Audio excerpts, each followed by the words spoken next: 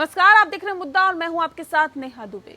देश में कोरोना के मरीज हर दिन बढ़ते जा रहे हैं। स्वास्थ्य मंत्रालय के ताजा आंकड़ों के मुताबिक भारत में इस वायरस से संक्रमित लोगों की संख्या 2,26,770 हो गई है। पिछले 24 घंटे में कोरोना के 9,851 नए मरीज सामने आए हैं। वहीं 273 लोगों की मौत हुई है। देश में पहली बार 24 घंटों में इतनी बड़ी संख्या में कोरोना के मामले सामने आए हैं और संक्रमण से इतनी अधिक मौतें हुई हैं। मरीजों की बढ़ती संख्या और मौतों के बढ़ते आंकड़ों को देखते हुए कह सकते हैं कि शायद स्थिति अब बेकाबू होती जा रही है। सरकार भले ही बड़े बड़े दावे कर रही है, लेकिन वास्तविकता ये है कि दिल्ली, मुंबई जैसे शहरों में कोरोना के मरीजों को बेड तक नसीब नहीं हो पा रहा है। मरीजों के रिश्तेदारों का टेस्ट नहीं हो पा रहा है। कम से कम दिल्ली में तो कुछ ऐसे ही मामले सामने आए हैं जहां बेड और इलाज के लिए मरीज एक अस्पताल से दूसरे अस्पताल भटक रहा है और अंत में उसकी मौत हो जाती है। अब मृतक के रिश्तेदार अपना टेस्ट करवाने के लिए भटक रहे हैं, लेकिन कोई सुनवाई नहीं हो रही है। और ऐसे में कोरोना से जीतना तो दूर, हम कभी कोरोना से जंग भी लड़ पाएंगे? अब तो ये सवाल उठ रहे हैं। एक रिपोर्ट देखिए।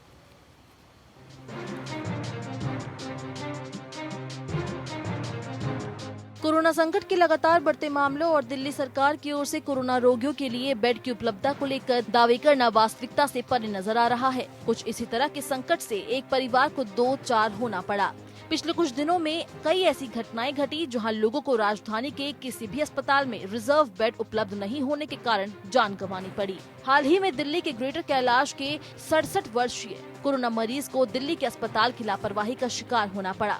मंगलवार को उनकी बेटी अमरप्रीत, जो गुरुग्राम में रहती है, उन्होंने मुख्यमंत्री अरविंद केजरीवाल को ट्वीट कर अपने कोरोना पॉजिटिव पिता के लिए मदद मांगी, लेकिन हेल्पलाइन से किसी तरह का जवाब नहीं मिला। उनके पति मनदीप ने बताया कि उनके ससुर यानी अमरप्रीत के पिता को 26 मई को 100 डिग्री के आसपास बुखार आया, जिसके बाद उन लोगों ने 29 तारीख को एक डॉक्टर के साथ ऑनलाइन परामर्श लिया। फिर 5 दिन बाद 31 मई को परिवार मरीज को लेकर गंगाराम अस्पताल पहुंचा, जहां एक्सरे के बाद पता चला कि मरीज की छाती में संक्रमण है। मनदीप के अनुसार उन्होंने कोविड टेस्टिंग के लिए ब्लड सैंपल भी लिया और कहा कि जब तक परिणाम नहीं आ जाते तब तक अस्पताल नहीं आना चाहिए। फिर 1 जून को मरीज की पॉजिटिव रिपोर्ट आने के बाद परिवार मैक्स, अपोलो, एम्स, सफदरजंग के अलावा कई अन्य जगहों पर उन्हें भर्ती कराने के लिए भटकता रहा, लेकिन कहीं कोई जगह नहीं मिली। पीड़ित परिवार ने महामारी से निपटने के लिए दिए गए हेल्पलाइन नंबरों को डायल करने का भी प्रयास किया, लेकिन ये हमेशा की तरह व्यस्त ही रहा। हालांकि लगातार संघर्ष के बाद परिवार के सदस्यों ने दिल्ली हेल्पलाइन की सलाह के बाद एलएनजेपी अस्पताल में मरीज को भर्ती कराने का फैसला लिया, लेकिन एलएनजेपी में डॉक्टरों ने ये कहते हुए उन्हें भर्ती करने से मना कर दिया कि मरीज गंगाराम अस्पताल से संबंधित है। हैरान परेशान अमरप्रीत ने ट्विटर पर मदद की गुहार लगाई। इस ट्वीट के बाद सोशल मीडिया में प्रतिक्रिया की बाढ़ सी आ गई और लोग दिल्ली सरकार के कोरोना वायरस से लड़ने के उसके सारे दावों पर सवाल उठाने लगे। उधर एलएनजेपी में भर्ती होने का इंतजार कर रहे मरीज को कार में ही दिल का दौरा पड़ा। ऐसे में बहुत मिन्नतों के बाद एलएनजेपी ने मरीज को भर्ती कर ऑक्सीजन लगा दिया, लेकिन 15 मिनट बाद ही मरीज की मौत हो गई। ऐसे में मृतकों के परिवार के सदस्यों की प्रशासन की ओर से जल्द कोविड टेस्टिंग होनी चाहिए, लेकिन अभी तक उनका किसी तरह का सैंपल नहीं लिया गया। अमरप्रीत ने अपना दर्द ट्विटर पर एक बार फिर शेयर किया। अमरप्रीत के ट्वीट पर दिल्ली सरकार के स्वास्थ्य विभाग से जुड़े एक उपयोगकर्ता ने उन्हें आश्वासन दिया कि उनके सैंपल जल्द लिए जाएंगे। मामला बढ़ता देख एलएनजेपी ने भी पूरे प्रकरण पर एक बयान जारी किया, जिसमें कहा गया कि मरीज को अस्पताल में मृत अवस्था में लाया गया था और डॉक्टरों ने उनके आते ही तुरंत देखना शुरू कर दिया था। अस्पताल प्रशासन की ओर से किसी को मना नहीं किया गया था। दरअसल राष्ट्रीय राजधानी में इस तरह का मामला अपनी तरह का पहला मामला नहीं है। कोरोना के रोगियों के लिए बेड उपलब्ध नहीं होने के कारण रोजाना कई लोग अपने प्रियजनों को खो रहे हैं। राधिका अग्रवाल नाम की युवती ने ट्वीट कर बताया कि उनकी मामी में पिछले 2 जून से कोरोना जैसे लक्षण दिखाई दे रहे थे। ऐसे में जब पूरा परिवार खैरतपाल हॉस्पिटल कोरोना का टेस्ट कराने पहुंचा तो बहुत बहस होने के बाद अस्पताल ने केवल उनकी मामी का टेस्ट किया, जो पॉजिटिव निकली। राधिका ने बताया कि उनकी मामी की फिलहाल मौत हो गई, लेकिन उनका 15 लोगों का परिवार कोरोना का टेस्ट कराने के लिए एक अस्पताल से दूसरे अस्पताल पर भटक रहा है। राधिका ने बताया कि मुख्यमंत्री केजरीवाल दूसरे बड़े मंत्रियों हर तरह की हेल्पलाइन नंबर का इस्तेमाल कर चुकी है, लेकिन पुलिस प्रशासन की ओर से कोई कार्रवाई नहीं हुई है। अभी 2 दिन पहले ही दिल्ली के सीएम अरविंद केजरीवाल ने जोर शोर के साथ एक ऐप लॉन्च कर दावा किया था कि इस ऐप के जरिए दिल्ली के अस्पतालों में कोरोना मरीजों के लिए खाली बेड का पता चल सकेगा, लेकिन दावों और वास्तविकता में काफी अंतर होता है। कम से कम अमरप्रीत और राधिका अग्रवाल के परिजनों के साथ जो हुआ वो तो यही बताता है। केंद्र सरकार ने सुप्रीम कोर्ट में पहले ही मान लिया कि देश में मरीजों के लिए अस्पताल कम पड़ रहे हैं और मेकशिफ्ट अस्पताल बनाने की जरूरत है। इससे पहले भी कोरोना की कम टेस्टिंग को लेकर सवाल उठ चुके हैं, लेकिन अब तो बात इतनी आगे बढ़ गई है कि कोरोना के मरीजों के परिवारों की भी टेस्टिंग नहीं की जा रही है। इस तरह की सरकारी उदासीनता अगर आगे भी जारी रही तो इस देश में कोरोना का कहर इतना बढ़ जाएगा कि उसे रोकना मुश्किल हो जाएगा और मरीजों का हाल बद से बदतर होने में देर नहीं लगेगी। Bureau report. जी हाँ, तो देश में कोरोना के मरीज दिन ब दिन बढ़ते ही जा रहे हैं। स्वास्थ्य मंत्रालय के ताजे आंकड़ों के मुताबिक अगर देखा जाए तो भारत में इस वायरस से संक्रमित लोगों की संख्या 2,26,770 हो गई है। पिछले 24 घंटे में कोरोना के 9,851 नए मामले सामने आए हैं, यानी कि तकरीबन 10,000 मामले पिछले 24 घंटे में सामने आना वाकई अपने आप में कई सवाल खड़े करता है। 273 लोगों की मौत भी हुई है। देश में पहली बार 24 घंटे में इतनी बड़ी संख्या में कोरोना के मामले सामने आए हैं और संक्रमण इतनी अधिक मात्रा में फैला है और साथ ही साथ इतनी अधिक मात्रा में मौत हो जाना भी अपने आप में बहुत सारे सवाल खड़े करता है। मरीजों की बढ़ती हुई संख्या और मौतों के बढ़ते हुए आंकड़े को देखते हुए शायद ये स्थिति अब ऐसा लग रहा है कि बेकाबू हो गई है। सरकार भले ही बड़े बड़े दावे करे, वायदे करे, लेकिन जमीनी हकीकत, वास्तविकता इससे बिल्कुल जुदा है। दिल्ली, मुंबई जैसे शहरों में कोरोना के लिए मरीजों को अब बेड तक नसीब नहीं हो पा रहे हैं। इस वक्त हमारे साथ खास मेहमान इस पूरे विषय पर चर्चा करने के लिए मौजूद हैं। डॉक्टर DR राय जी हमारे साथ जुड़ गए हैं, पूर्व उपाध्यक्ष IMA के। डॉक्टर साहब, बहुत स्वागत है आपका। किस तरह से इस पूरे मामले को देखते हैं, जहां एक तरफ सरकार बड़े बड़े दावे कर रही है तो दूसरी तरफ कोरोना पेशेंट्स को बेड तक नसीब नहीं हो रहे हैं दिल्ली में? नेहा जी, मैं पूरा क्वेश्चन प्लीज। जी डॉक्टर साहब, सवाल इस बात को लेकर है, एक तरफ कोरोना से निपटने के लिए सरकार तमाम फायदे दावे की कर रही है, लेकिन दूसरी तरफ अगर हम देखते हैं तो कोरोना से निपटने के लिए सरकारी दावे और वायदों के बीच में कोरोना संक्रमित जो मरीज है वो उनको बेड तक नसीब नहीं हो रहे अस्पताल में। वो जब इलाज के लिए जाते हैं तो ना उन्हें बेड नसीब होते हैं, जब वो टेस्ट के लिए जाते हैं तो उनका टेस्ट नहीं किया जाता। ये स्थिति क्या वाकई आपको लगता है कि अब सरकारों के हाथ से निकलती जा रही है? आप बिल्कुल ठीक कह रही है। जिस प्रकार की आज परिस्थिति बनी हुई है देश के अंदर और खासतौर से दिल्ली के अंदर, यही लग रहा है कि इनके संभलने के इनके बस की बात है।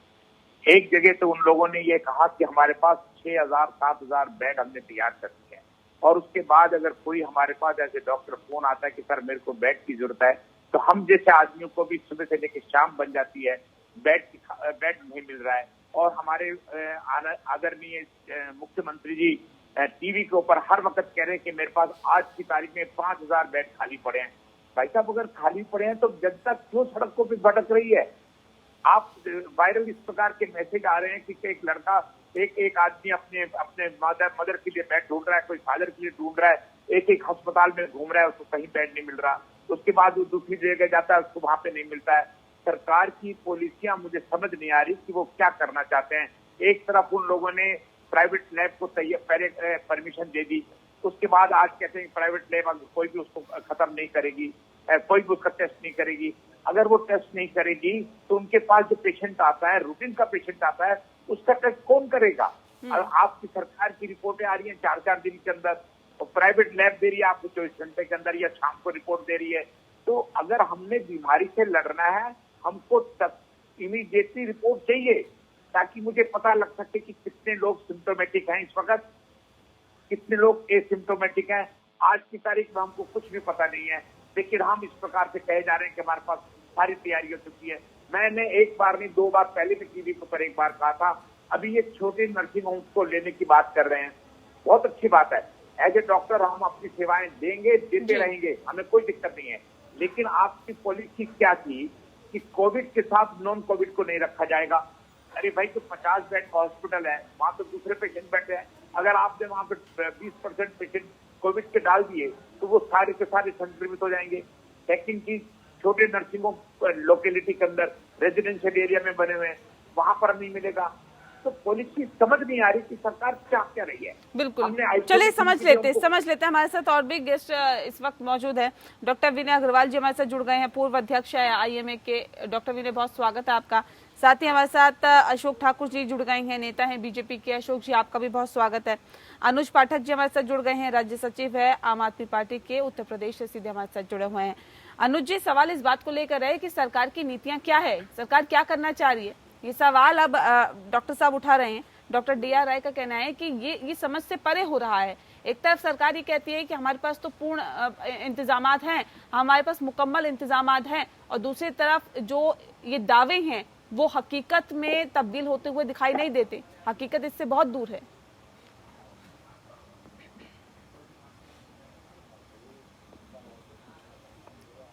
अनुज पाठक जी। जी आवाज आई जी सर, आपकी आवाज मिल पा रही है? क्या कहा आपने? जी, क्या कहा आपने? सर, सवाल मेरा ये है कि एक तरफ सरकार ये दावा कर रही है, दिल्ली में भी और तमाम राज्य सरकारें भी ये दावा कर रही है कि हमारे पास मुकम्मल इंतजामात है, लेकिन ऐसा दिखाई नहीं दे रहा है धरातल पर। जी मैम, क्या होता है जब एट रैंडम कोई चीज भारी संख्या में आती है तो आपके जो इंतजाम हैं वो आपको सामने दिखता है कि कितने इंतजाम होंगे तो हम कितने लोगों को एट द टाइम इलाज दे पाएंगे। ठीक है ना मैम? जैसा कि अरविंद केजरीवाल जी ने कहा, हमारे पास बेडों की भाई संख्या है, बेडों की संख्या है, वेंटिलेटर है, एवरीथिंग इज देयर। तो मैम उसमें होता क्या है कि अगर किसी के पास बेड्स की जानकारी नहीं है तो हॉस्पिटल क्या करते हैं कि कह देंगे कि भाई बेड नहीं है। इसीलिए अभी अरविंद केजरीवाल जी ने एक ऐप भाई लॉन्च किया था जिसमें बेडों की भी जानकारी दी जा रही है, और अरविंद केजरीवाल जी ने ये भी कहा है कि 20% बेड्स जो होंगे वो कोरोना पेशेंट के लिए रिजर्व रहेंगे, और आज शाम तक का टाइम है। अगर वो उसमें भी आनाकानी करते हैं तो अरविंद केजरीवाल जी का साफ इंस्ट्रक्शन है कि अदरवाइज पूरा का पूरा हॉस्पिटल कोविड हॉस्पिटल में तब्दील कर दिया जाएगा। लेकिन सर, सवाल तो इस बात को लेकर भी है कि जितने पेशेंट अस्पताल में भर्ती नहीं है उतने उससे ज्यादा तो आपने होम क्वारंटीन कर रखे हैं, वो भी कोरोना पॉजिटिव है। ऐसे में सवाल इस बात को लेकर है कि खुदा ना खास्ता अगर किसी की तबीयत रात बेरात बिगड़ जाती है तो उसका जिम्मेदार कौन होगा? मैम देखिए, ऐसा है कि अगर किसी में सिम्टम्स नहीं है। सर, सिम्टम्स की बात नहीं कर रही मैं, तो कोरोना पॉजिटिव मरीजों की बात कर रही हूँ। जी,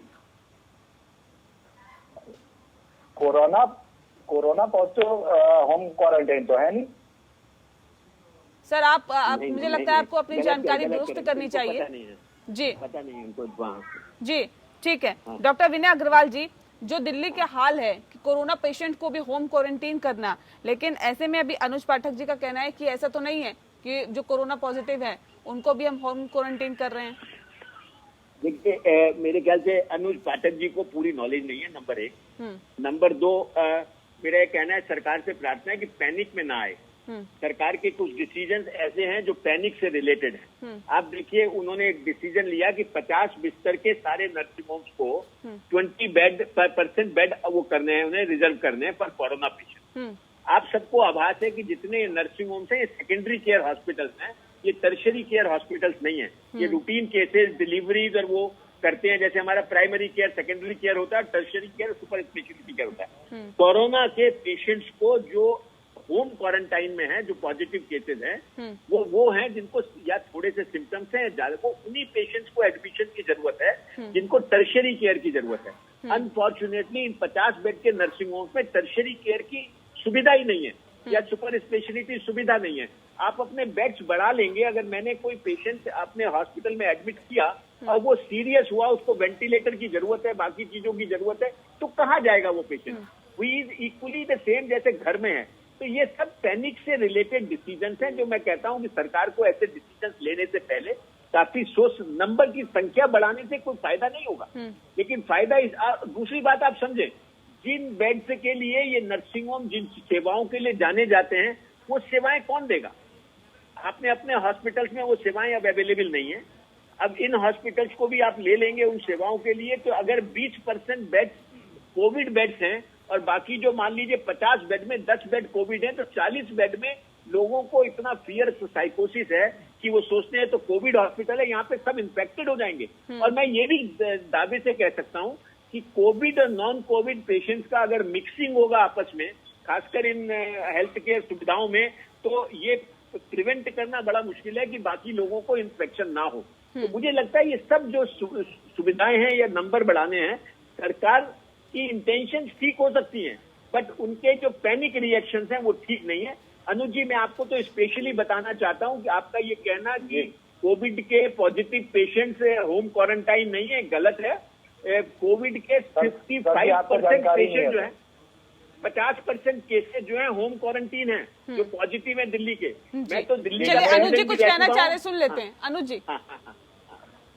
देखिए, जो भी हमारे भाई सीवियर पेशेंट्स हैं उनको हॉस्पिटलाइज किया गया है, और अगर किसी में नॉर्मल थोड़ा सा प्रॉब्लम है तो उनको होम क्वारंटाइन कर, मैं भी वही कह रहा हूँ। वही चीज डॉक्टर विनय भी कह रहे हैं। नहीं, सवाल मेरा आपने नहीं सुना था। सवाल मेरा ये है कि आपने होम क्वारंटाइन कर दिया, चलिए अभी तो बहुत हल्के से सिम्टम्स हैं, लेकिन कोरोना पॉजिटिव रिपोर्ट आई है, ठीक है मान लिया। लेकिन मेरा सवाल ये है कि रात बेरात अगर किसी की तबीयत खराब हो जाती है और ज्यादा तबीयत खराब हो जाती है, फोन किया जाता है, हेल्पलाइन नंबर नहीं लगता है सर, जो नंबर मिलता है वो कहते हैं कि हम तो सुबह आएंगे, अभी तो हम आ नहीं सकते। ऐसे में इस ड्यूरेशन में अगर किसी की मौत हो जाती है, उसका जिम्मेदार कौन है? अरविंद केजरीवाल जी ने ऐप किया लॉन्च किया है, जिसमें बेड की पूरी जानकारी है कि किस हॉस्पिटल में कितने ऐप है। सर, जितने बेड की बात करते हैं अरविंद केजरीवाल, उससे ज्यादा तो कोरोना संक्रमित मरीजों की संख्या हो गई दिल्ली में। ले जाएगी हॉस्पिटल, उसको इनकार नहीं कर सकता। सर, जितने बेड की बात कर रहे हैं अरविंद केजरीवाल और ये कह रहे हैं हमारे पास मुकम्मल इंतजामात है, उससे ज्यादा तो कोरोना संक्रमित मरीजों की संख्या हो गई दिल्ली में। आलम यह है कि लोग जो हेल्पलाइन नंबर है उस पर फोन कर रहे हैं, वो हेल्पलाइन नंबर कोई उठाता नहीं है। जब हॉस्पिटल में जाया जाता है तो कोई टेस्ट करने के लिए तैयार नहीं होता। सर, ये आलम है दिल्ली का, ये है शासन अरविंद केजरीवाल का। कोरोना केसेस में आज जो देश झेल रहा है उसके पीछे रीजन क्या है? आपने इसको कभी इस टॉपिक पर भाई गंभीरता से आपने सोचा? सर, जिस टॉपिक पे मैं बात कर रही हूँ उस टॉपिक का जवाब दीजिए ना सर। आप जो सवाल मैं उठा रही हूँ उसका जवाब दीजिए ना। कोरोना केसेस लोग मर रहे हैं, उसके पीछे आप लोग बैठ करके भाई पॉलिटिक्स करते हैं। सर, पॉलिटिक्स करने का काम हमारा है क्या? ये तो आप कर रहे हैं ना। ये अगर कोरोना पेशेंट सर टेस्ट करवाने के लिए जा रहा है, उसको सिम्टम्स है, वो कह रहा है भाई मुझे तो बुखार हो रहा है, मुझे खांसी आ रही है, मुझे जुकाम हो रहा है, और ये पूरे सिम्टम्स है कि आप ये कोरोना पॉजिटिव हो सकता है, अस्पताल टेस्ट नहीं करता। क्यों नहीं करता सर? क्यों नहीं करता? इसलिए नहीं करता क्योंकि पॉलिटिक्स हो रही है, इसलिए नहीं करता क्योंकि आदेश नहीं दिए गए। फीवर है, जुकाम है, तो इसका मतलब ये नहीं हो गया कि वो भाई कोरोना पॉजिटिव है। सर, मैं आपको बता देती हूँ, आपकी जानकारी आप मुझे लगता है थोड़ा सा दुरुस्त करने की यहाँ पे जरूरत है। हाल ही में 2 मामले सामने आए हैं, एक अमरप्रीत का और एक राधिका का, जिन्होंने ट्वीट किया है बाकायदा, और ये साफ तौर पे कहा है कि अमरप्रीत ने लिखा है कि मेरे पिताजी को तेज बुखार है और हम उन्हें अस्पताल शिफ्ट करने की बार बार कोशिश करवा रहे हैं। मैं LNJP अस्पताल के बाहर खड़ी हूँ, लेकिन अस्पताल में उन्हें भर्ती नहीं किया जा रहा है, और ये कहा जा रहा है कि हमारे पास तो बेड नहीं है। उनका कोरोना टेस्ट भी नहीं किया जा रहा, जबकि जब बहुत मशक्कत की गई तो उनका कोरोना टेस्ट किया गया जिसमें वो पॉजिटिव आए। अब मुझे ये बताइए कि अगर ऐसे कोरोना पॉजिटिव मरीज दर की ठोकरें खाएंगे, 4 अस्पताल में अगर वो जाएंगे तो कितने लोगों को संक्रमित करेंगे, और इसका जिम्मेदार कौन है?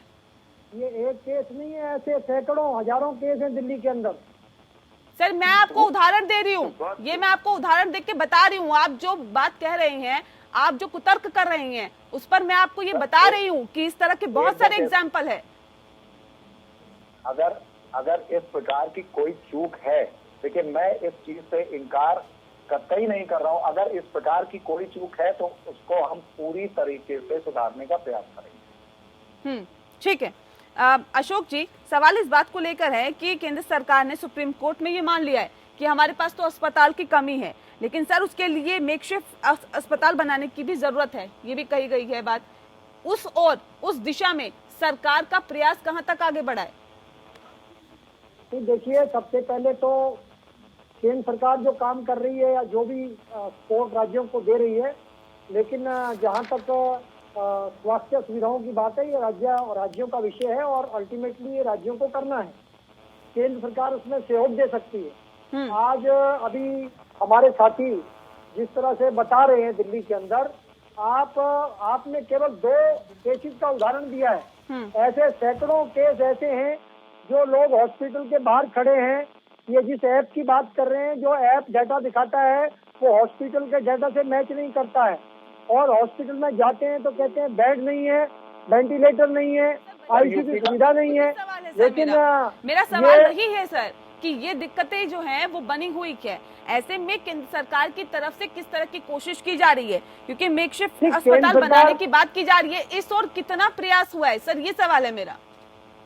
नहीं, केंद्र सरकार दिल्ली सरकार को पूरा सहयोग कर रही है, और चाहे वो पीपी किट हो, चाहे वैक्सीन किट हो, जो भी राज्य सरकार ने मांगा है केंद्र सरकार ने सहयोग, वो केंद्र सरकार ने उसको दिया है। और सीधे सीधे कह दिया कि अब आप अपनी जिंदगी के भाई जिम्मेदार खुद हैं, ठीक है ना। जब आपको भी लॉकडाउन करना चाहिए था तब आपने खोल दिया, जब उस टाइम आपने खोल दिया, और जब आपको लॉकडाउन करना चाहिए था तब आपने ट्रंप के दौरे के चलते भाई जनता को छोड़ दिया, मरने के लिए छोड़ दिया। हमारे मित्र को लगता है जानकारी नहीं है, अगर स्टार्टिंग में हमारे मित्र को शायद जानकारी नहीं है, अधूरी जानकारी लेकर आए हैं।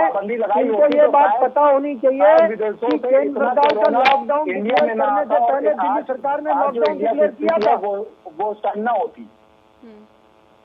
मैं बोल सकता हूँ? ठीक है, नहीं, एक सेकेंड अनुज जी, आपको ये भी पता होगा कि अरविंद केजरीवाल खुद कह चुके हैं कि जिस वक्त लॉकडाउन किया गया था उस वक्त लॉकडाउन की बेहद जरूरत थी, और जिस वक्त अनलॉक किया गया है ये भी सोच समझ के और राज्य मुख्यमंत्रियों से विचार विमर्श करके ही किया गया। मजबूरी हो गई क्योंकि आदमी के पास पैसा रह नहीं गया, मर रहा है बेचारा, भूख से मर रहा है। सरकार उत्तर प्रदेश में आज की ही न्यूज है, आप एक चैनल पे दिखाया गया कि बाराबंकी में 5 लोगों ने भूख से आत्महत्या कर ली। योगी सरकार अरे भाई आप में भाई दम भर, योगी सरकार उत्तर प्रदेश में भी दम भरती है। मैं बोल सकता हूँ? नहीं, बात पूरी कर लेनी दीजिए, उसके बाद आप बोलिएगा, ठीक है? मैं बोल सकता हूँ? 5 लोगों जी, ने, अशोक जी, एक 5 लोगों ने आत्महत्या कर ली। अरे अमित जी, आपको पता होना चाहिए जिम्मेदार कौन है? आपको ये बात का पता होना चाहिए कि केंद्र सरकार के लॉकडाउन डिक्लेयर करने से पहले केजरीवाल साहब ने दिल्ली के अंदर लॉकडाउन डिक्लेयर किया था। दिल्ली में जो राष्ट्रीय स्तर पर लॉकडाउन है उससे पहले लॉकडाउन शुरू हुआ था।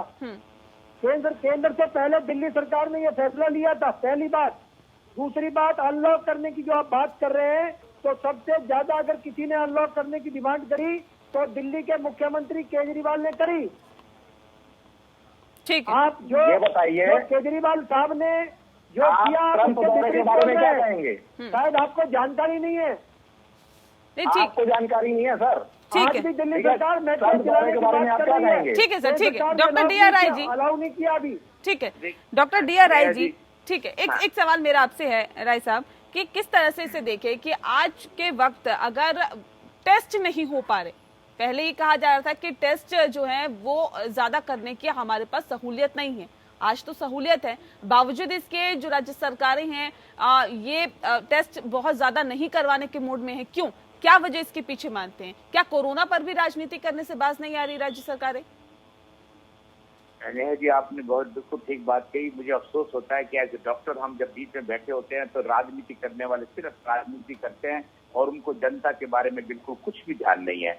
आज इस वक्त हमारी सबसे प्राथमिकता ये बन जाती है कि दिल्ली के किसी भी नागरिक को किसी भी तरह की परेशानी नहीं होनी चाहिए। हम लोग बड़े बड़े वादे करते हैं कि हमने 6,000 7,000 बेड बना दिए हैं, हमने 50 बेड वाले नर्सिंग होमों को अल्टीमेटम दे दिया है। अरे मैंने पहले भी कहा कि हमें बड़ी खुशी है, हम कमिटेड हैं अपनी सर्विसेज देश को देने के लिए, लेकिन आप ये सोचिए कि 50 बेड वाले नर्सिंग होमों को आप कोविड और नॉन कोविड पेशेंट को इकट्ठा कैसे रख रहे हो, एक बात। दूसरी बात है कि वहां पर जो वो जैसे डॉक्टर विनय अग्रवाल ने भी कहा कि वहां पर सिर्फ प्राइमरी सेकेंडरी सर्विसेज होती हैं, अगर वो उसको कोई इमरजेंसी आ गई तो क्या हमारे पास तुमने कोई नोडल ऑफिसर दिया है उस पेशेंट को शिफ्ट करने के लिए? क्या आपने कोई डेजिग्नेट किया है कि यहाँ का पेशेंट आप इस अस्पताल में टर्शरी केयर में भेज देना, कोई प्लानिंग नहीं है। एक तुगलकी फरमान जारी कर दिया गया। उसके बाद देखिए कि प्राइवेट लैब को परमिशन दी गई करने की, प्राइवेट लैब में अच्छे टेस्ट हो रहे थे, अचानक एक दिन होता कि प्राइवेट लैब का बंद कर दिया। प्राइवेट लैब की रिपोर्टें विद इन 24 आवर क्या 12-13 घंटे में मिल रही हैं। सरकार के अंदर आज की तारीख में भी 2-2, 3-3 दिन में रिपोर्ट मिल रही है। 20% वहां पे पेशेंट पॉजिटिव आ रहे थे। सरकार ने देखा कि नंबर बढ़ता जा रहा है। भैया जब हम टेस्ट करेंगे तभी तो मालूम पड़ेगा कि कितने लोग यहाँ पे इस वक्त संक्रमित है। अगर हमें टेस्ट ही नहीं करेंगे तो बहुत सही बात आपने कही कि सरकार ने देखा कि नंबर बढ़ता जा रहा है, सरकार ने देखा कि हम पर सवाल उठ रहे हैं, लिहाजा टेस्ट को ही सबसे पहले रोक दिया जाए, टेस्ट पे ही यहाँ पर ब्रेक लगाई जाए ताकि कम से कम सवाल उठना भी बंद हो। देश में कोरोना संक्रमित मरीजों की संख्या लगातार बढ़ती जा रही है। स्वास्थ्य मंत्रालय के ताजा आंकड़ों के मुताबिक भारत में इस वायरस से संक्रमित लोगों की संख्या अब 2,26,770 हो गई है। पिछले 24 घंटे में कोरोना के 9,851 मामले सामने आए हैं, यानी कि तकरीबन 10,000 मामले सामने आना वाकई अपने आप में कई सवाल खड़े करता है। खास मेहमान लगातार हमारे साथ बने हुए हैं। अशोक जी, सवाल इस बात को लेकर है कि केंद्र सरकार की नीतियों पर भी अब सवाल उठ रहे हैं। ये हम नहीं सर बल्कि नेशनल टास्क फोर्स भी उठा रही है और मेडिकल से जुड़ी हुई 3 नामी गिरामी संस्थाएं हैं, वो भी सरकार की नीतियों पर सवाल उठा रही है। क्यों आखिर इस तरह की नौबत आई और क्यों, क्या अब नहीं लगता अब केंद्र सरकार को कोई फर्क नहीं पड़ता कि आंकड़ा कितना बढ़ रहा है? देखिए, मैं आपको बताऊं, दिल्ली सरकार दिल्ली के लोगों के जीवन के साथ खिलवाड़ कर रही है। आज इनके टेस्ट नहीं करने के कारण और कोरोना पेशेंट जो है खुले में घूम रहे हैं और आपको जिस तरह का संक्रमण कोरोना पेशेंट से फैलता है उसके बारे में सबको जानकारी है। इन्होंने उनका टेस्ट नहीं कर रहे हैं। कोई अगर टेस्ट करवाने के लिए जा रहा है तो उसको सुविधा नहीं मिल रही है। अगर उसका टेस्ट पॉजिटिव आ जाता है तो उसको ये कहीं हॉस्पिटल में एडमिट करने की स्थिति में नहीं है, उसका इलाज करने की स्थिति में नहीं है। लोग घूम रहे हैं, लोग लगातार ऐप पर कोशिश कर रहे हैं इनसे संपर्क करने की। इनके जो हेल्पलाइन नंबर हैं वो भी काम नहीं कर रहे हैं। इस तरह से पूरी अशोक जी सवाल पे आ जाइए सर, सवाल पे आ जाइए सर। सवाल मेरा ये है कि सरकार की नीति पर, केंद्र सरकार की नीतियों पर सवाल उठाया जा रहा है और ये हम नहीं उठा रहे हैं सर, नेशनल टास्क फोर्स जो कि इसके लिए गठित की गई थी वो सवाल उठा रही है। सवाल मेडिकल से जुड़ी हुई 3 संस्थाएं भी उठा रही है। क्यों ऐसी नौबत आई कि केंद्र सरकार की नीतियों पर अब सवाल उठ रहे हैं? जो आंकड़ा बढ़ रहा है उससे क्या साबित होता है कि क्या अब सरकार को कोई फर्क नहीं पड़ता? अब ठीक है, सब चीजें तो खुल गई है, आंकड़े भी बढ़ेंगे, अब लोग निपटे इससे अपने आप। नहीं, देखिए, केंद्र सरकार ने अपनी तरफ से हर स्तर पर जो हर संभव मदद राज्यों को मिलनी चाहिए वो केंद्र सरकार उनको उपलब्ध करा रही है। लेकिन मैं टीवी इंटरव्यू में बैठा हूँ, बाद में बात करूंगा तेरे को। जी अशोक जी, केंद्र सरकार सभी तरह की सुविधाएं उपलब्ध करा रही है। अगर टेस्टिंग किट की बात है उसकी कमी नहीं आने दे रहे हैं। अगर पीपी किट की बात है, जो कोरोना हमारे वॉरियर्स है उनके लिए, उसकी सुविधाएं भी पूरी तरह से इनको दे रहे हैं।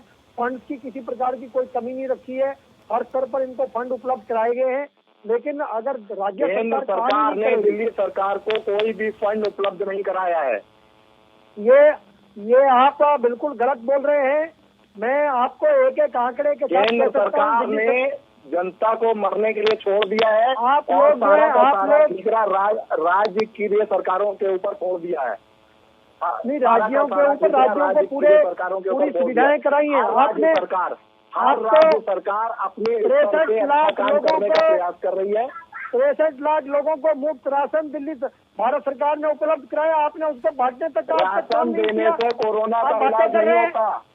आपको जो राशन उपलब्ध कराया फ्री ऑफ कॉस्ट उपलब्ध कराया, जिस तरह से गरीब लोगों के लिए 11,000 तो देखिए आपको कोई फर्क नहीं पड़ता कि आंकड़ा कितना बढ़ रहा है। आपके लिए महज वो आंकड़ा होगा, लेकिन जिसके घर से परिवार से सदस्य जाता है उसके लिए उसको पता है कि उसकी जिंदगी किस तरह से बदल जाती है। एक सवाल मेरा डॉक्टर विनय आपसे है, क्योंकि अब जो आंकड़ा है वो 10,000 के आसपास पहुंच गया। पिछले 24 घंटे में 10,000 मरीजों के कोरोना संक्रमित होना, ये वाकई अपने आप में कई सवाल खड़े करता है। पीक पर आने की बात की जा रही है, बार बार ये जिक्र किया जा रहा है कि कोरोना जब पीक पे जाएगा फिर डाउन जाएगा, तो ऐसे में पीक पर आना क्या है, इसके क्या मायने निकाले और कब तक ऐसा लगता है कि पीक पर आने की हम जो बात कर रहे हैं कब तक आ पाएगी? देखिए, आपके प्रश्न के 2 जवाब हैं। एक जवाब तो यह है कि ये 10,000 की फिगर तब है जब हम टेस्ट नहीं कर रहे हैं।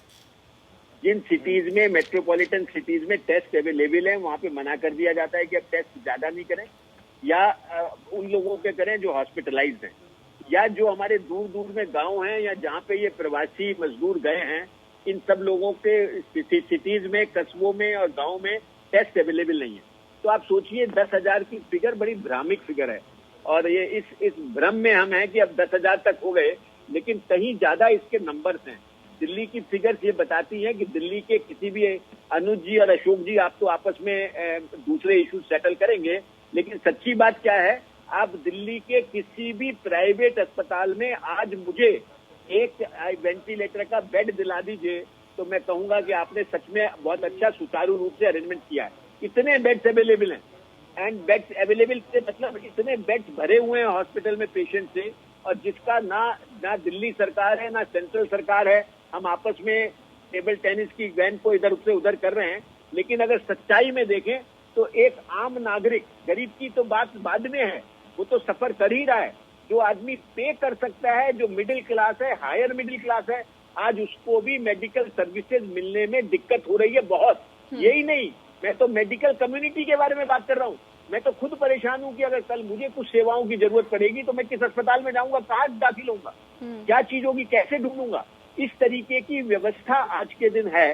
मुझे लगा है बहुत ही चिंताजनक व्यवस्था है। आप बिल्कुल ठीक कह रही हैं, हम कम्युनिटी स्प्रेड में आ गए, और इस कम्युनिटी स्प्रेड में क्योंकि हमारा आकार 135 करोड़ का है, उसमें कहां तक पहुंचेंगे इसका अंदाजा करना बड़ा मुश्किल है। लेकिन मैं ये जरूर कह सकता हूं, जो गणित अब आई है, या हम विदेशों से जो हम रेशो देख रहे हैं, इस हिसाब से हमारी ये जो रेशो है, ये कहीं हम 8-10 लाख के नंबर तक जाएंगे, और उसके बाद सोचा जाएगा कि कहाँ होगा। और दिल्ली के या देश के जो 10,000 की फिगर है, ये हम कोई बड़ी बात नहीं कि हम ये 20 और 25,000 तक भी जाएं पर डे। लेकिन मैं जो देख रहा हूं कि 70 साल में पिछले दिल्ली देश भर में जो इंफ्रास्ट्रक्चर था हेल्थ केयर का, वो आज पता लगता है कितना चरमरा गया है, बनाया ही नहीं। जो चीजें होनी चाहिए थी। आपको हम कोरिया की बात करते हैं, ठीक है, हम ठीक कोरिया की बात करते हैं। ठीक है sir. Doctor D R. Rai ji, सवाल इस बात को लेकर है, जिस बात का जिक्र अभी डॉक्टर विनय अग्रवाल कर रहे थे, कि क्या अब हम उस स्थिति में आ गए हैं कि हमें मेडिकल सुविधाएं भी उपलब्ध नहीं होगी। अगर हम गवर्नमेंट हॉस्पिटल में जाते हैं, वहाँ बेड नहीं मिलते हैं, वहाँ एडमिट नहीं किया जाता है, वहाँ टेस्ट नहीं किया जाता है। प्राइवेट हॉस्पिटल में जाते हैं सर, वहां पर भी इस तरह की स्थिति होती है, लेकिन जब आप एक अच्छी खासी रकम देते हैं, मुंह मांगी रकम देते हैं, तो शायद आपको एक बेड नसीब भी हो जाए। लेकिन क्या आपको लगता है कि अब जो अफोर्ड कर सकता है सर, जो अच्छी खासी मोटी रकम दे सकता है, उसको तो इलाज मुहैया हो जाएगा, लेकिन आखिर गरीब इंसान कहाँ जाए, मिडिल क्लास आदमी कहाँ जाए, ये एक बड़ा सवाल यहाँ बन जाता है। आपने बिल्कुल ठीक कहा। मैं और दूसरों की बात नहीं करता, मैं अपनी बात करता हूँ कि हम लोगों ने एक बीड़ा उठाया है कि जो कोरोना वॉरियर्स है उनकी जितनी मदद कर सकते हैं हम लोग करेंगे। एक नर्स को कोरोना पॉजिटिव हो गई, परसों के दिन की बात है। मेरे जैसे इंसान को, जो कि इतना हर हॉस्पिटल में जानता हूँ, मुझे पूरे 36 घंटे लगे उसको बेड दिलवाने के लिए। मुझे 36 घंटे लगे, मैं आपको रिकॉर्ड पे देने को तैयार हूँ। छोड़िए, उसके बाद आप कह रही जो समर्थ है उनका इलाज हो जाएगा, जो समर्थ नहीं है उनका इलाज हो जाएगा। बीमारी किसी को देख के नहीं आती, बीमार होता है। आज उसका आपके बड़ा वायरल 4 लाख रुपया हॉस्पिटल ने जमा करा लिया और कहा कि आपको परसों बेड देंगे। अब ये बताइए, अगर ऐसी स्थिति आ गई है, ऐसे दावे क्यों कर रहे हो? आज भी अपनी प्लानिंग जो हमने, मुझे याद है मैंने 1.5 महीने पहले टीवी के ऊपर ये बात कही थी कि आप दिल्ली यूनिवर्सिटी के सारे हॉस्पिटल को क्वारंटीन सेंटर बना दीजिए, वहां पर आराम से लोग रहेंगे। 2 डॉक्टरों को एम्प्लॉय कर दीजिए और हॉस्पिटल्स को सेकेंडरी टर्शियरी के लिए छोड़ दीजिए। अभी आप लोग कह रहे हैं कि जो सिम्टोमेटिक पेशेंट है उसको घर के अंदर रहना चाहिए। ठीक है, टेस्ट की बात है, अभी टेस्ट के नाम जो मैंने थोड़ी देर पहले भी कहा कि आप टेस्ट ही नहीं कर रहे हो। यहाँ पर जो लेबोरेटरीज कर रही थी वो टेस्ट ही कर रही है। टेस्ट के बाद, और इसमें कोई दो राय नहीं, जो भी आप कह रहे हैं ये आंकड़ा 10,000 रोज का आंकड़ा और बढ़ने वाला है। अभी आज की तारीख में हम नंबर 4, आज से करीब 15-20 दिन पहले हम नंबर 20 पे थे, उसके बाद आज हम नंबर 4 पे हैं। कोई बड़ी बात नहीं है, 1 हफ्ते के बाद हम नंबर 2 पे आ जाएंगे। और उस वक्त हमारी क्या हालत होगी? 135 करोड़ की जनता, और जो बहुत दूर किनार में जा चुकी है, जहाँ पर सुविधाएं नहीं है। प्रवासी भारतीयों को यहाँ से जाने दिया, मजदूरों को जाने दिया, अरे उसको एकदम से अगर उनको भेजते तो कोई दिक्कत नहीं आती। जब फर्स्ट लॉकडाउन में उनको भेज दिया जाता तो लोग संक्रमित नहीं होते। चलिए रिएक्शन ले लेते हैं इस पर। अनुज पाठक जी, ठीक है सर, ठीक है। अनुज पाठक जी, सवाल इस बात को लेकर है, ठीक है, आपके पास अस्पतालों की संख्या ज्यादा नहीं है, डॉक्टर्स की संख्या ज्यादा नहीं है, आपके पास बेड की उपलब्धता ज्यादा नहीं है, ठीक है, हर बात से इत्तेफाक रखते हैं, लेकिन सवाल इस बात को लेकर भी है सर कि कोविड का जब टेस्ट हो रहा है उस पर रोक क्यों, उसमें कमी क्यों? आपके पास सुविधाएं होते हुए भी ज्यादा टेस्ट नहीं करवाया जा रहा, क्यों? आंकड़े ना बताने की बढ़ाई जा रही है, टेस्टों की संख्या बढ़ाई जा रही है। पहली चीज, हम लोग इस महामारी के समय अगर आपस की राजनीति को छोड़ करके स्वास्थ्य सुविधाओं को चुस्त दुरुस्त और आगे और हॉस्पिटल और डॉक्टर्स की संख्या में इजाफा करने की और अगर बात करेंगे तो हमारे ख्याल से भाई देश के लिए बेहतर रहेगा। ठीक है, अगर कोई भी पेशेंट आता है तो उसको एक ऐसा हो कि कोई भी हॉस्पिटल इनकार भी न कर सकता हो, उसके पास बेड्स अवेलेबल हो और उसको पूरा का पूरा उचित इलाज समय से मिलना चाहिए।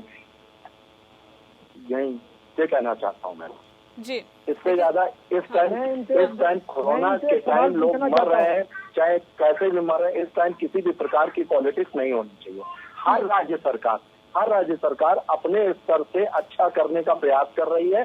किसी सरकार को दोष देना उचित नहीं है, क्योंकि मैं तो एक सवाल आपसे ये पूछ रही हूँ कि टेस्टिंग तो होनी चाहिए। पहले हम टेस्टिंग पे फोकस कर रहे थे, ट्रैकिंग पे फोकस कर रहे थे कि आखिर ये कोविड अगर पेशेंट आपको मिला है तो इसका पूरा रिकॉर्ड ट्रैक किया जाए, किस किस लोगों से मिला है, कहाँ कहाँ ये गया है, लेकिन अब उस पर तो इतना फोकस नहीं हो रहा, लेकिन टेस्टिंग पे तो फोकस हो रहा था। ये टेस्टिंग क्यों कम कर दी गई, ये मेरा एक महत्वपूर्ण सवाल यहाँ पर है। अनुज जी। टेस्टिंग के मामले में अरविंद केजरीवाल का जिनमें सिम्टम्स हैं उनका तेजी से टेस्ट किया जाए, क्योंकि कहीं ऐसा ना हो कि गैर सिम्टम्स वाले के चक्कर में टेस्ट जिनमें पिछले 15 दिनों से लोग नहीं रह जाए और वो ऐसे केसेस में पहुंच जाए जिससे हॉस्पिटल जाते हैं, कोई उनको अटेंड करने वाला नहीं है। हर आदमी को सीवियर केसेस में टेस्टिंग होनी चाहिए और उसको समय से पूरा इलाज पूरा मिलना चाहिए ताकि वो ठीक हो सके। जी जी, मैं एक चीज मैं बीच में बोलना चाहता हूँ। जी, मैं इसमें कुछ कहना चाहता हूँ। देखिए अनुज जी अशोक जी मैं आऊंगी आपके पास। विनय जी कुछ कहना चाह रहे हैं, पहले इनसे सुन लेते हैं। अनुज जी, आपको एक बात बताना चाहता हूँ कि ये डिसीजन की सिम्टम्स हैं या नहीं है ये डॉक्टर लेगा, ना कि पॉलिटिशियन लेंगे, ना कि एडमिनिस्ट्रेटर्स लेंगे। नंबर 2, हाँ, मैं गुजरात हाई कोर्ट का आपको डिसीजन सुनाता हूँ। गुजरात की सरकार ने कहा कि टेस्ट नहीं करने हैं। गुजरात हाई कोर्ट ने डिसीजन दिया नो, टेस्ट करना, ये इनिशियल स्क्रीनिंग जो है वो डॉक्टर करेगा, वो डिसाइड करेगा कि टेस्ट इसका जरूरी है या नहीं जरूरी है। सरकार का इसमें इंटरफेरेंस नहीं होना चाहिए। और यही मैं दिल्ली में भी अनुरोध करूंगा कि जो अगर टेस्ट डॉक्टर्स लिख रहे हैं, बिना किसी के लिखे हुए टेस्ट नहीं हो रहा है, आप जाके टेस्ट नहीं करा सकते।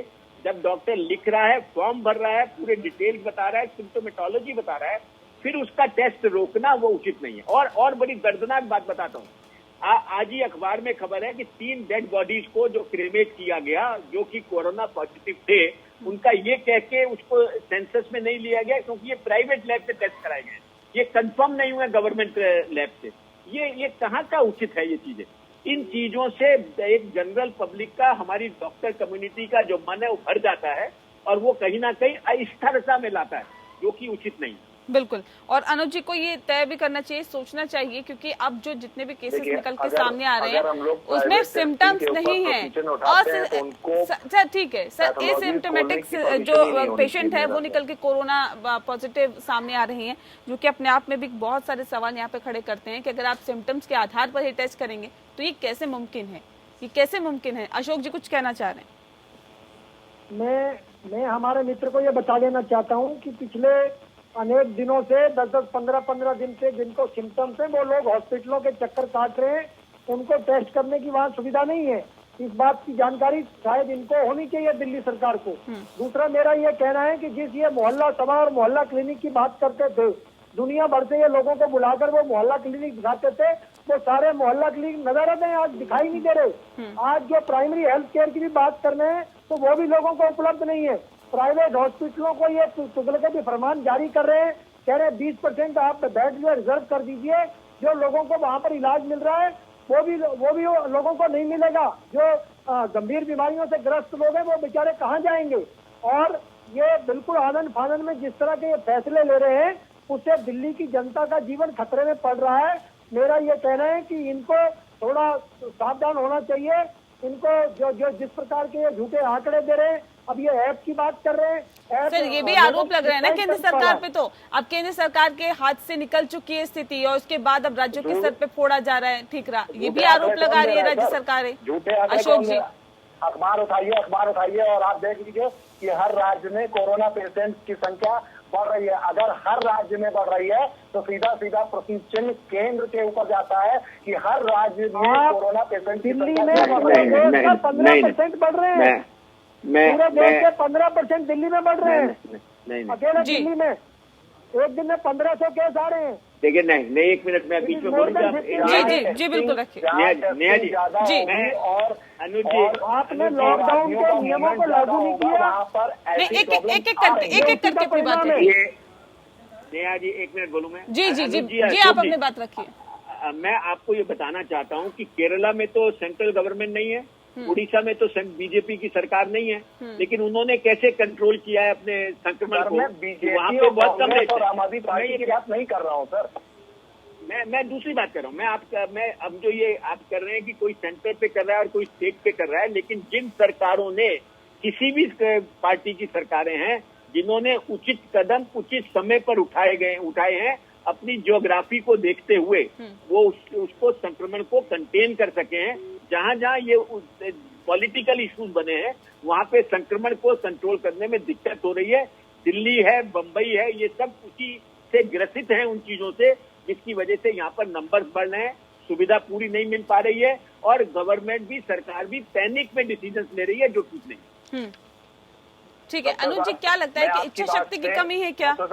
इच्छा शक्ति की कमी है क्या? तो सहूलियतें तो पूरी है, लेकिन बावजूद इसके अब लोगों को सुविधाएं नहीं दी जा रही। सरकार के पास तो मुकम्मल इंतजाम है, लेकिन लोगों तक नहीं पहुंच रहे। अनुज जी, इच्छा शक्ति की कमी है क्या सर? नहीं, इच्छा शक्ति की कोई कमी नहीं है। बस अगर कोई किसी चीज में कोई दिक्कत है तो वो है आपसी सहयोग की। केंद्र सरकार किसी भी प्रकार से दिल्ली सरकार को कोई सहयोग नहीं देना चाहती। केंद्र सरकार अनूप जी, आप कह रहे हैं कौन सा सहयोग में केजरीवाल सरकार को भी बदनाम सर, अभी तक तो अरविंद केजरीवाल ही कहते हुए आ रहे थे कि आर्थिक सहयोग की हमें जरूरत नहीं है, दिल्ली सरकार मुनाफे में चल रही है। अब अचानक आपको आर्थिक सहयोग की जरूरत आन पड़ी। इनके पास करोड़ों रुपए का विज्ञापन देने के लिए पैसा है, इनके पास सुविधाएं देने के लिए पैसा नहीं है। नेहा जी अफसोस मैं बोलूं, जी बिल्कुल, इनके पास विज्ञापन देने के लिए करोड़ों रुपए का फंड है, लेकिन लोगों को सुविधाएं देने के लिए, उनका इलाज करने के लिए, उनका टेस्ट करने के लिए इनके पास पैसा नहीं है। ये केंद्र सरकार से सहयोग की बात कर रहे हैं। कौन सा सहयोग चाहिए? इनको जानकारी है क्या सहयोग चाहिए? लेकिन अशोक जी ये सवाल तो यहाँ पे और खड़ा होता है कि सवाल ये भी है कि अब जब केसेस इतने ज्यादा बढ़ गए हैं तो केंद्र सरकार अब अनलॉक का फैसला ले चुकी है। क्यों? अब तो आपको चाहिए कि अब कोरोना को कंट्रोल किया जा सके, और अगर आपने अनलॉक का फैसला ले ही लिया है तो सर अब कंट्रोल करने के लिए क्या नीति है आपके पास? नहीं, देखिए, जो भी फैसला लिया गया है वो देश के सभी राज्यों के साथ बातचीत करके उनके सर फिर आप राज्य सरकारों पे मत छोड़िए ना सर, केंद्र की भी तो कुछ भूमिका होती है। केंद्र सरकार की भूमिका है या नहीं है? केंद्र ने अपनी भूमिका का निर्वहन किया है। हाँ। उन्होंने लॉकडाउन के दौरान जो है सुविधाओं को, राज्य सरकारों को पूरा सहयोग देके जो सुविधाएं हैं, टेस्टिंग किट्स हैं या पीपी किट्स हैं या कोई अन्य प्रकार का जो मेडिकल फैसिलिटी चाहिए, उसको पूरी तरह से। सर अब जो हालात और जो स्थितियां हैं सर, पिछले 24 घंटे में 10,000 का आंकड़ा देखा जा रहा है, लगभग 10,000 मामले सामने आ चुके हैं। ये तो स्थिति तब है जब कुछ राज्य सरकारें टेस्टिंग ज्यादा नहीं कर रही है। सवाल इस बात को लेकर है कि अब केंद्र सरकार के पास क्या नीति है, कैसे कोरोना को कंट्रोल किया जाएगा?